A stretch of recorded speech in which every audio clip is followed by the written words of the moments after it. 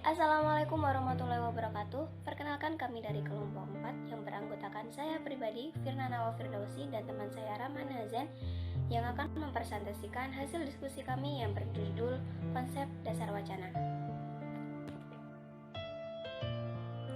Yang pertama adalah hakikat wacana. Secara etimologi, wacana berasal dari bahasa Sanskerta yaitu wak atau vak yang berarti berkata atau berucap.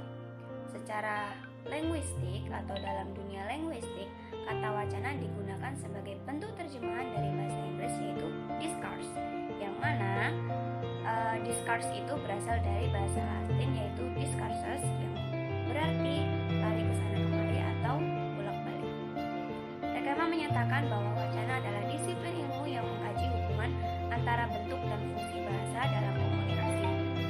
Nah, selain itu, Auli et al. Menyatakan bahwa wacana adalah rentetan kalimat yang berkaitan menghubungkan preposisi yang satu dengan preposisi yang lainnya sehingga membentuk kesatuan utuh.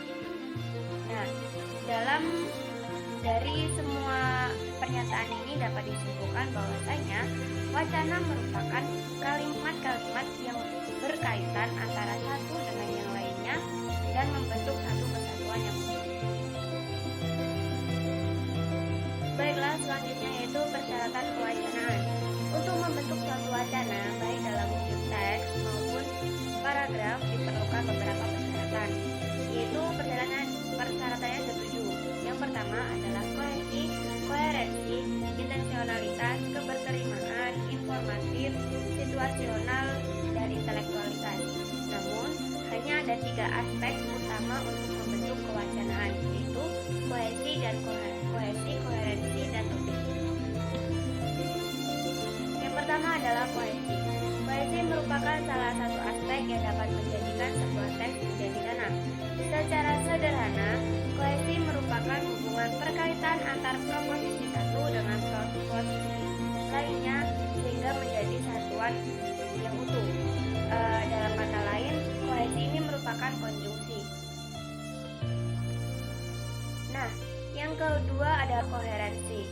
Koherensi merupakan hubungan sematis antar kalimat atau antar bagian wacana, yakni hubungan yang serasi antar proposisi satu dengan proposisi yang lain atau antara makna yang satu dengan makna yang lain. Untuk mencapai hubungan koheren ini dalam sebuah teks dapat dicapai dengan berbagai piranti, diantaranya adalah koherensi atau konjungsi.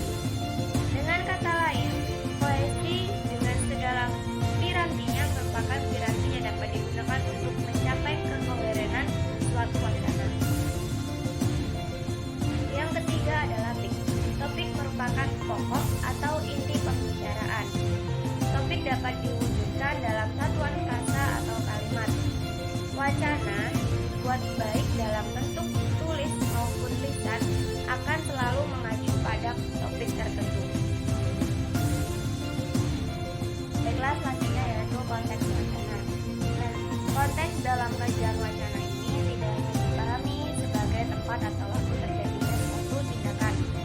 Namun, konteks inilah yang menjadikan sebuah teks akan memperoleh maknanya dan memperoleh fungsinya.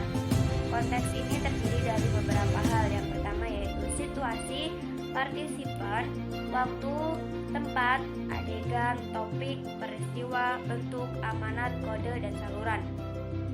Yang pertama yaitu situasi atau setting, yang memiliki arti latar atau suasana. Latar bersifat fisik yang meliputi latar tempat dan latar waktu.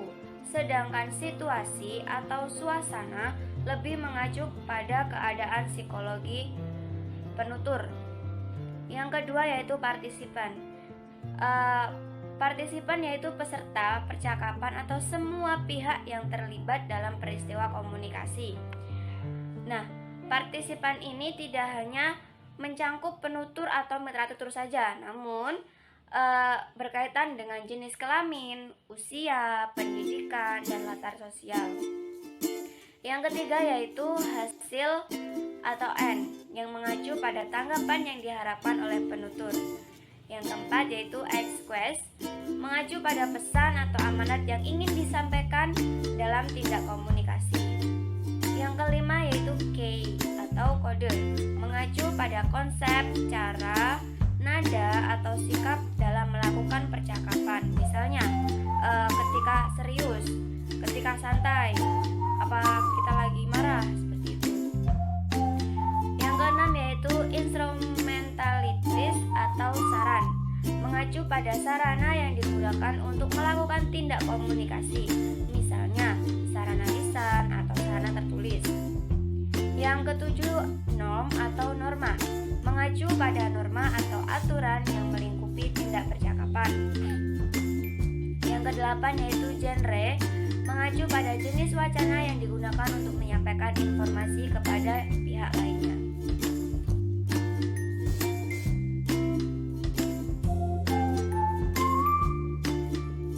Oke, selanjutnya yaitu jenis-jenis wacana. Jenis-jenis wacana yang pertama berdasarkan bentuk. Yang pertama yaitu deskripsi. Deskripsi adalah ragam wacana yang melukiskan atau menggambarkan sesuatu yang berdasarkan kesan-kesan dari pengamatan, pengalaman, perasaan penulisnya. Sasarannya adalah menciptakan atau memungkinkan terjadinya imajinasi atau daya hayal pembaca sehingga dia seolah-olah melihat, mengalami dan merasakan sendiri apa yang dialami oleh penulisnya. Nah, wacana jenis ini bermaksud untuk menyampaikan kesan-kesan tentang sesuatu dengan sifat gerak-geriknya atau sesuatu yang lain kepada pembaca. Misalnya, suasana kampung yang begitu damai, tentram, dan masyarakat yang saling menolong.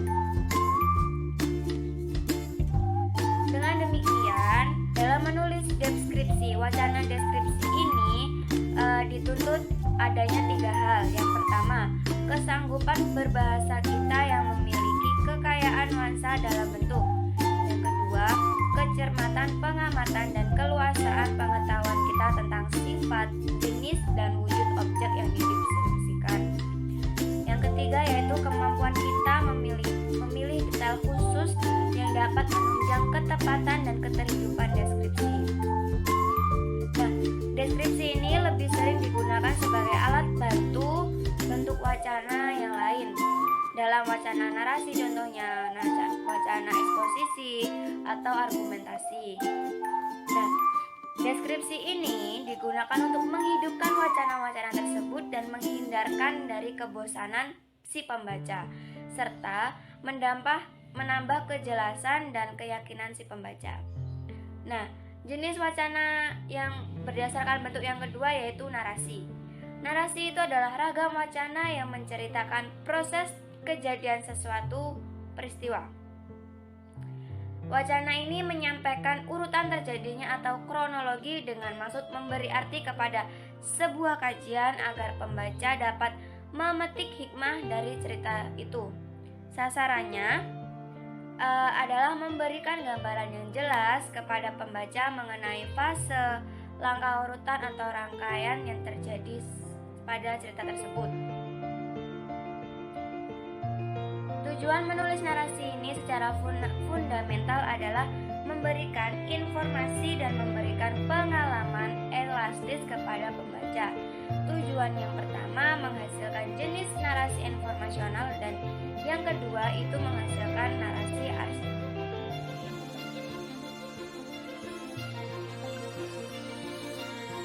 Yang ketiga adalah eksposisi. Eksposisi adalah ragam wacana yang dimaksudkan untuk menerangkan, menyampaikan dan menguraikan suatu hal yang dapat memperluas atau menambah pengetahuan dan pandangan pembaca. Sasarannya adalah menginformasikan sesuatu tanpa ada maksud mempengaruhi pikiran, perasaan si pembaca. Yang keempat adalah argumentasi. Argumentasi adalah ragam wacana yang dimaksudkan untuk meyakinkan pembaca mengenai kebenaran yang disampaikan penulis. Nah, ada 2 teknik ini dalam wacana argumentasi. Yang pertama adalah teknik induktif dan teknik deduktif.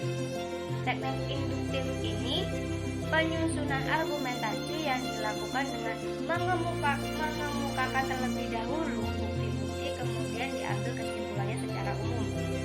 Jika teknik deduktif ini dimulai dari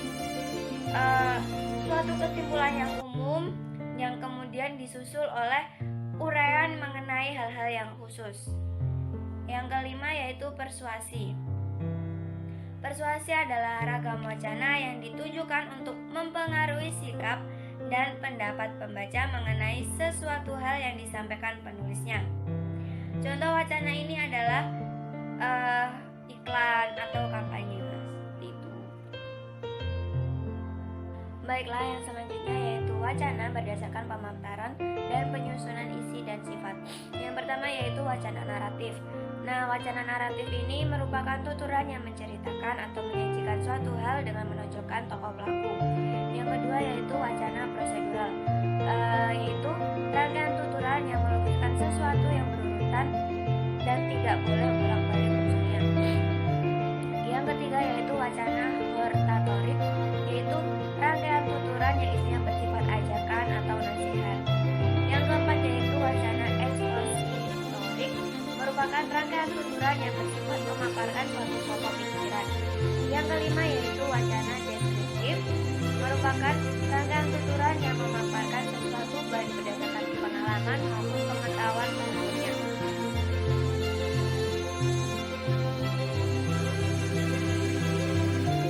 Selanjutnya adalah peristiwa berdasarkan yang pertama, peristiwa tindak pidana.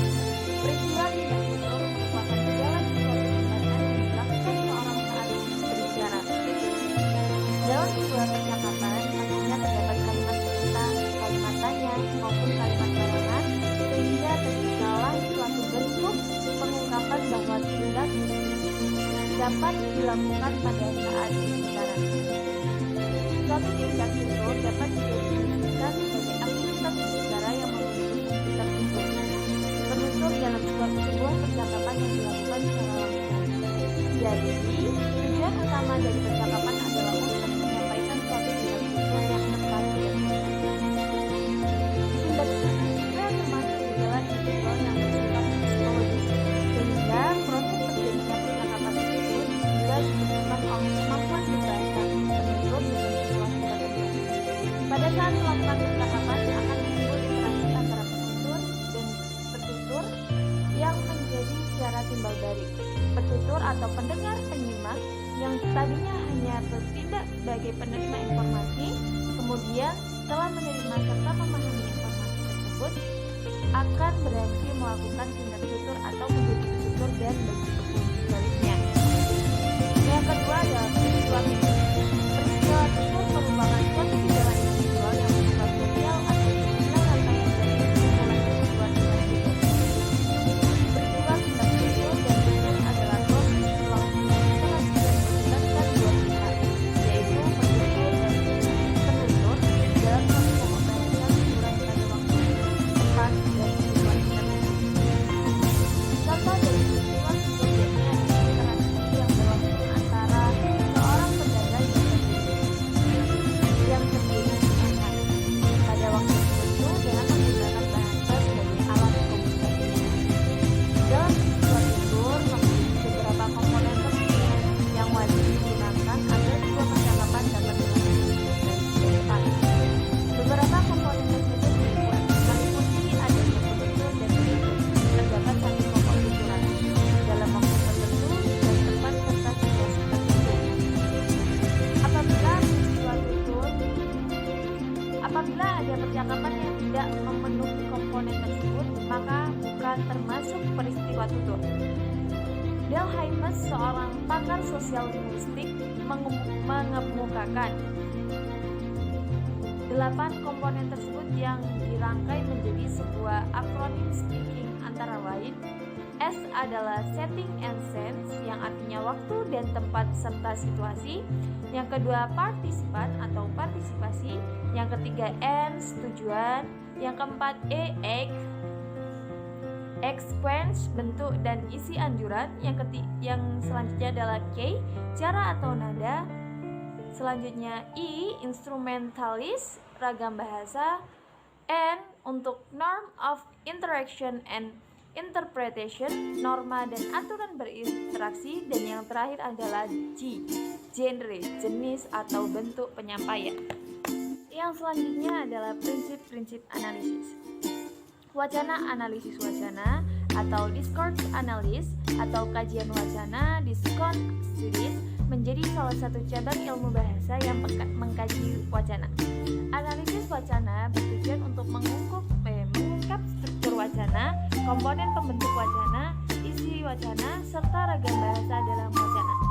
Ideologi dalam wacana, tindak tutur dalam wacana, gaya bahasa dalam wacana, dan prinsip-prinsip membangun wacana.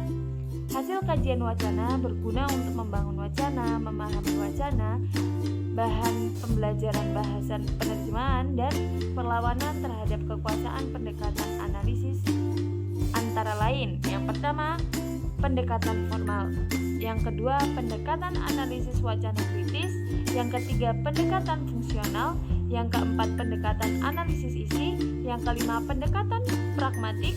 Yang ketujuh, pendekatan semiotik. Yang kedelapan, pendekatan sosiolinguistik. Yang selanjutnya pendekatan etnografi, dan selanjutnya adalah pendekatan bermetrik. Selain itu, wacana juga diterapkan dalam berbagai fungsi selain ilmu bahasa seperti komunikasi, politik, antropologi, sejarah, geologi, arkeologi, kesastraan, religi. Kajian bahasa dalam ilmu bahasa lebih berfokus pada sistem bahasa yang digunakan dalam membangun wacana. Yang pertama, analisis wacana dengan pendekatan formal. Analisis wacana dengan pendekatan formal berfokus pada analisis struktur wacana yang dibedakan menjadi dua, yaitu bagian-bagian pembentuk wacana, hubungan bagian-bagian wacana, agar menjadi satu kesatuan yang utuh. Wacana tersebut harus saling berkaitan satu sama lain. Bahasa terdiri atas dua jenis, yaitu hubungan bentuk yang disebut kohesi dan hubungan makna yang disebut dengan koherensi. Yang kedua, analisis wacana kritis. Analisis wacana kritis berpandangan bahwa wacana atau pengguna bahasa dapat menjadi tidak seimbang atau tidak setara antara dua pihak. Tujuan dari wacana sendiri untuk mewujudkan penggunaan bahasa baik secara lisan maupun tulisan. Selanjutnya, analisis wacana dengan pendekatan fungsional. Pendekatan fungsional merupakan analis wacana yang membahas tentang pendekatan fungsional yang dikemukakan oleh.